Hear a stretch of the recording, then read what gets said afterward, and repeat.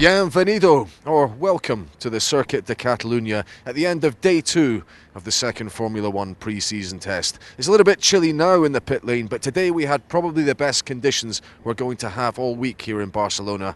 And the man driving the Mercedes, Lewis Hamilton, he certainly made the most of them, completing over 100 laps. Hamilton ended up going round 121 times and finished quicker than Fernando Alonso on the timesheet. Kimi Raikkonen's running was restricted, he needed his gearbox change. He still came out and finished the session in third spot, just behind Sebastian Vettel. But it was Sergio Perez who led the way. His fastest time of the day was the fastest of the week, and even faster than pole position at this year's Spanish Grand Prix. I have a lot of work to do, but I've got a great group of guys behind me who are working. You know, I don't know, I'm sure they've been working hard over the years.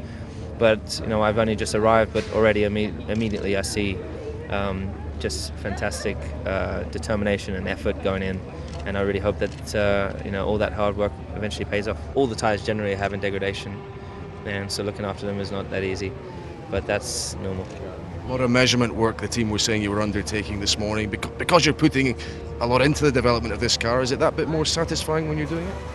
Yeah. I mean, the guys are working incredibly hard back at the factory, which is, and every time I go, it's just so encouraging to see the amount of work that's going in, and to see the atmosphere there, and see how determined everyone is and motivated. And that's the same here when you come to the garage. Everyone's just massively motivated to succeed, to improve, and that's what we're working towards. We're not really focusing on anyone else. We're just working on our program to try and make steps forward with our degradation and car setup. But it's going in the right direction. I'm really happy with today's. We've got 121 laps, so that's good. I know it's early days and we're all talking about the tyre degradation. Is there any concern that the exciting kind of racing that you're able to do in the likes of the American Grand Prix, that with this new Pirelli it might not be possible to do that kind of thing? I can't really say, to be honest, because you know, in the last test the tyres didn't behave so well, or at least the car wasn't behaving so well, and then we come here and the car's behaving better, the tyres are working a little bit better.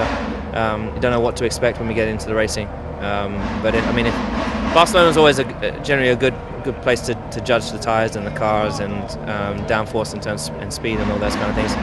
But yeah, I mean, I guess time will tell. I hope that it still enables us to have some fun. Finally, upgrades in the pipeline for next week? I believe so. Everyone brings upgrades, so it's nothing different to anyone else. Well, it's still pretty difficult. I think similar to all the other people struggling with the tires to make them last. I think you see fairly rapidly lap times go off and you lose a lot of seconds just because I think the tires are not working properly. Arguably it's a little bit too cold. It's not that cold, but yeah, arguably too cold for the tires. So, even though you had that, it's good to hear actually that final stoppage wasn't anything really serious. It's just a wheel that got on. So, the car seems to be reliable. Is it fast? Are you happy? Do you feel like you've achieved everything now that this is the end of your test? Well, we have another test next week, but I think we're pretty happy with the car, with the balance, how it feels. Obviously, this morning we did a couple of short runs with new tires and a little bit less fuel, so I think it's easy to read that from the program. This afternoon was a bit of a different story. Obviously it's fairly difficult to read anyhow because the tires are such a dominant factor, but I think we're thereabouts. Yeah, from what we can see, obviously it's difficult to know what other people are doing with fuel and tires. It makes a massive difference, so we need to be patient still. How would you assess how you've got on since you've been here? I think overall the whole test has been very reliable, so you know, these are small things that you find. That's why we're testing. A bit more on the test in a moment, but you have this big decision to make. We saw Adrian Sutil at the circuit today. He'll be in the car tomorrow. Joe's Bianchi on Friday. The one thing I can definitely guarantee you is we'll have two drivers for Melbourne. I mean, you'd like to have someone by next week, surely. I mean, are you pressing for that? Yeah, it would be good, but I mean, we're giving everybody the amount of mileage they need to make sure. We'll try and get all the information that we've been collecting over to the shareholders for this weekend, and then it's their decision. I mean, in some places this week's been depicted as a kind of shootout between Bianchi and Sutil, but it's not for your benefit. You know enough about both guys. It's about giving them time. It's for their benefit that they're in the car this week, effectively. Yeah, we want to make sure that it's an even playing field for everybody, and that more importantly, that they've got the opportunity to get used to the car, because obviously one of them will come through, and we don't want to disadvantage them in any way. Is it about also maybe seeing how rusty he is for Adrian himself, to see how rusty he is? He has had a year out. No, I don't think so. I mean, as you rightly say, we've got huge amounts of data on Adrian. Adrian was in the simulator last week. Yes, he'll be a little rusty, but it doesn't really matter. What matters is him just getting some miles under his belt. Whether it's with you or whether it's with someone else, does he deserve another go at things? He wouldn't want his career to end on the note it was been suspended at, put it that way. Yeah, not at all. I mean, we've always said that Adrian's been an absolutely super driver for us. The decisions that you make going forward are, at the time, and hopefully this is another opportunity. If not for us, then obviously it keeps the door open for other people. In terms of Paul and how he's getting on, is he finding similar kinds of findings as some of the other drivers are telling us, that these tyres are pretty hard to stop from degrading? I mean, are we expecting umpteen pit stops per race in the early part of the season? Yes, I think it's certainly going to be a different game than we had last year, for sure. Particularly towards the end of last year, when you're looking at being able to do one-stop races. I think from what we can see at the moment, those are long memories. We won't be doing them again. Well, it was a cracked exhaust, I think, that ended this session. You had the same problem, I think, in Jerez. Is it the same cause? Was it? I don't know. I'm asking. I mean, was it a similar kind of thing that caused it? I don't think it's worth discussing. We stopped a little bit early, but unfortunately, I think we got some running under our belt, and we're learning more and more about the cars we're going on. We're not that concerned at the moment. This is what winter testing's all about, and it was a productive 2 days. We would like to have got some more laps and probably some more knowledge with the baseline that we've got. I mean, there's a lot of talk about how degrading the tyres are. Bob Fernley saying, one-stop races are a thing of the past in the early part of the season at least. What's your impression of things? They certainly look like they're wearing out quite quick, but as people have said in the press, and I think the temperatures that we're running at the moment is essentially where we're not going to be racing them, and we should probably give them a bit more of a break. But it puts the strength of the car and makes you work a bit harder to see where they are going to degrade. And we are seeing some signs. We're trying to do a bit of a scan to see the different compounds, how they're reacting and how the car is moving forward. Melbourne is when it counts, and that's where we've got to go prepared, knowing where we are. We haven't run the Super Soft yet, and essentially that is the tyre that you're going to run probably in qualifying at Melbourne. So I think everybody's a bit in the unknown at the moment, and I think with the combination of trying to learn the car and the tyres is proving quite difficult at the moment. I mean, you said you wanted more progress during this testing period than you were maybe able to manage at the same point last season. Are you getting that? Is there impetus within the team? I wouldn't say it's knowledge. I think it's probably just arriving in better shape than we are. We did the best we could last year, but it's about having a stronger car. It's about having a better package, and essentially as we're bringing bits to the car, new bits each day, as I suppose everybody is, it's about making sure they are doing what they should be. We've highlighted a few things. Equally, a few things have overperformed. So we'll keep plugging away. There's still 6 days. This is the midway point of testing. Just hopefully the guys that when they drive the car over the next few days, they can learn a bit more and get some more miles under their belt.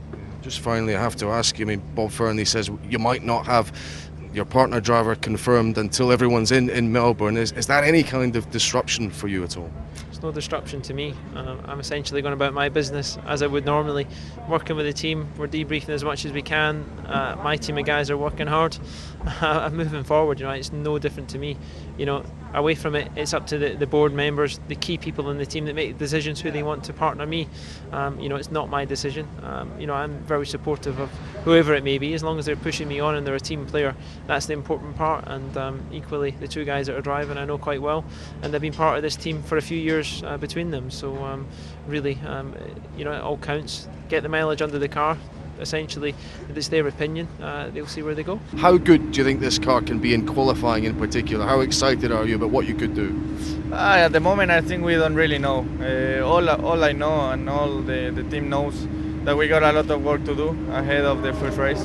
We have to find downforce, we need to find lap time. And I think we are going in the right direction, but today doesn't mean anything that we are in pole position, so we have to keep working. Jenson has 2 more days, which are very important, and then the last 4 days next week are going to be very important for the beginning of the season. You wish the season started tomorrow? Not really. I think we got a lot of work to do ahead of us. As you know, we like to finish with a Finn. We've got Valtteri Bottas here. 6th quickest today. What would you say, I know it's early days, about the outright pace of this car?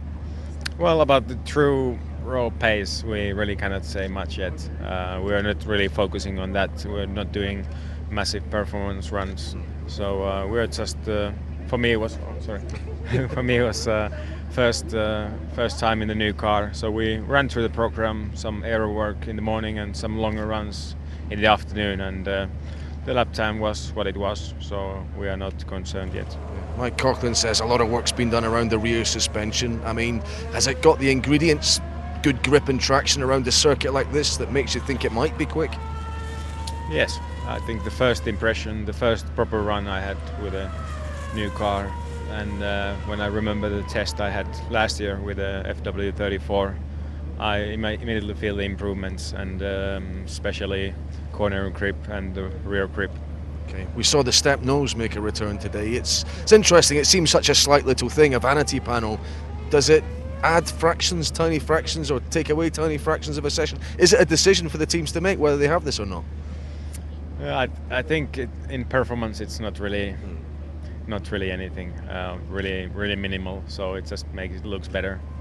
Just finally, you've had all these Fridays. Is there any one thing you have to add for racing itself that you think, any little routines to do with starts or that kind of thing that you will work on in the run up to Melbourne?